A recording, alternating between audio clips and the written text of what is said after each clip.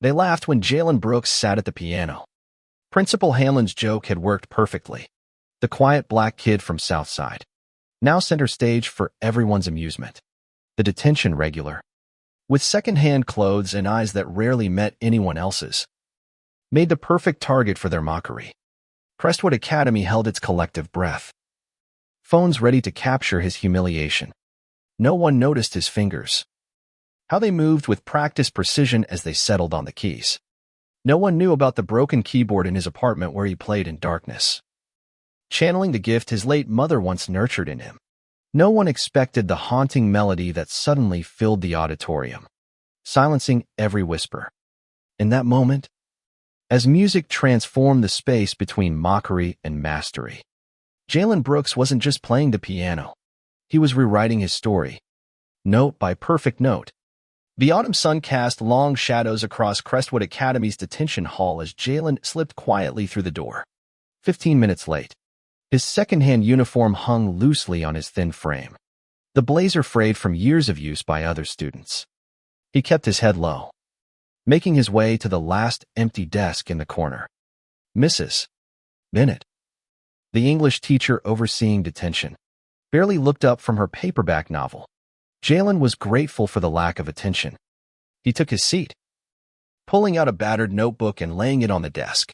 His fingers began tapping a silent rhythm, imaginary piano keys dancing under his fingertips. The room was quiet, save for the occasional shuffle of papers or a cough. 20 students sat scattered throughout, serving time for minor infractions. Most doodled.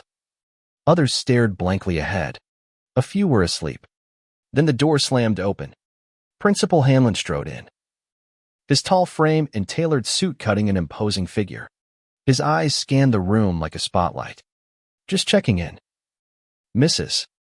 Bennett, he said with feigned warmth, making sure our brightest stars are shining in here. Yes, sir. All quiet today, she replied. Hanlon's gaze landed on Jalen. The boy's fingers still moved in their silent rhythm. The principal smirked. What's that supposed to be? Brooks? He asked loudly. Practicing for Carnegie Hall. Jalen's hands froze. Heat rose to his face. No, sir. Just thinking. Thinking. Hanlon repeated with mock surprise. That's a new one. Just then, Vice Principal Lynn entered. A thin woman with a clipped voice and eyes like steel. Everything all right? She asked. Perfectly fine, Hanlon said. Brooks here was treating us to an invisible concert. She chuckled. Maybe if you practiced math like that, he'd pass algebra. Laughter rippled across the room. Jalen stared at his desk. Then Mr. Barlow, the music teacher, appeared in the doorway. Even if he could play, who'd want to hear it? He muttered. Jalen didn't flinch. He just smiled faintly, a shield he'd learned to wear. Hanlon's smile disappeared. Smirk all you want, he muttered. Maybe we'll get you in the talent show. Comic relief. The administrators exited, leaving an echo of discomfort. Jalen remained still. When the bell rang, he was the first to leave. The walk home took him through the unraveling fabric of the city, from pristine school lawns to cracked sidewalks and shuttered stores. He climbed the stairs of his grandmother's apartment building. The elevator had been broken for months. Inside, Mavis Brooks greeted him from the kitchen. That you, Jalen? Yes, Grandma. She emerged in a faded apron, her eyes kind but sharp. Detention again?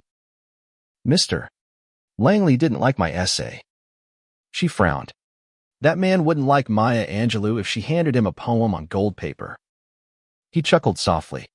Dinner's almost done. Wash up. Jalen went to his room, on narrow space with a creaky bed, a chipped desk, and a bookshelf filled with donated books. In one corner sat an ancient keyboard, its keys chipped, some missing entirely. He sat down and closed his eyes. His fingers hovered above the plastic keys. He played in silence, hearing the music in his head, the same melody he'd practiced for years. The memory of his mother coaching him surfaced. Her voice warm. Play from your heart. That's yours. The next morning, The school buzzed about the upcoming talent show. Jalen stayed in the background, avoiding the sign-up sheets plastered on every hallway wall. Over the loudspeaker, Principal Hanlon's voice crackled. Just a reminder. Sign-ups for the talent show close Friday. We encourage students with real talent to apply. Even the silent types might surprise us. Right, Jalen? Laughter erupted. Jalen walked away, eyes down. He ended up outside the old music room, a seldom used space in the East Wing. As he leaned against the wall, trying to calm himself, the door creaked open. You okay, son? It was Mr. Shaw, the retired jazz musician who taught part-time. Just waiting for class. Jalen lied. Come in. I was about to have lunch. Beats the cafeteria noise. Jalen hesitated, then followed. Inside, the room felt like a museum. A grand piano stood at the front. Instruments lined the walls. Do you play? Shaw asked. Jalen shook his head instinctively. Just messing around sometimes. They sat in silence. Shaw munched a sandwich. Jalen watched the piano. Go ahead. Shaw said, I don't really. Just touch the keys. See what happens. Jalen approached like it might vanish. He sat, placed his hands, and let the melody unfold. Shaw didn't speak until Jalen stopped. Where'd you learn that? My mom. She taught me when I was little. She gave you a gift. Don't bury it. From then on, Jalen returned after school. Twice a week.